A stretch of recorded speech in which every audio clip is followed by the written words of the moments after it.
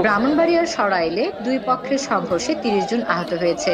বুধবার সকালে উপজেলার পাকশিমুল ইউনিয়নের ফতেপুর গ্রামে দুই ভাইয়ের জমিজমা সংক্রান্ত বিরোধের জেরে এই সংঘর্ষের ঘটনা ঘটে। স্থানীয়রা জানান, ফতেপুর গ্রামের মৃত আলী আকবরের দুই ছেলে সাত্তার ও এমদাদের মধ্যে জায়গা বেচা কেনা নিয়ে বিরোধ চলে আসছিল। সম্প্রতি এমদাদুল তার ভাই সাত্তারের মেয়ের জামাতার কাছে জায়গা বিক্রি করে। এমদাদুল টাকা চাইলে তার ভাই সাত্তার জানায় বিক্রয় প্রক্রিয়া শেষ হবার পর টাকা দিবে।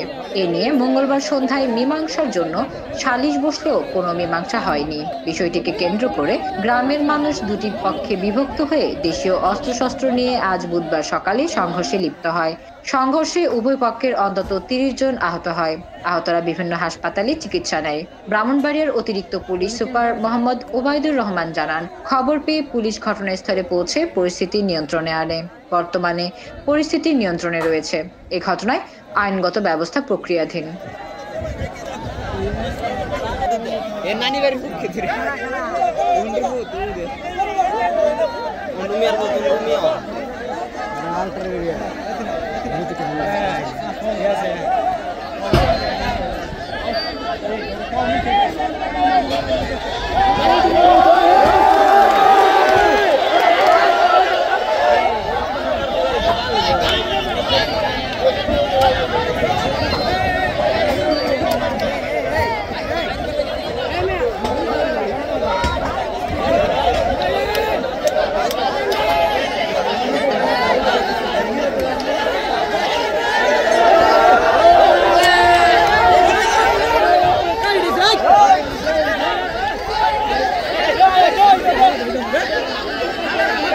Hey, come on, mate.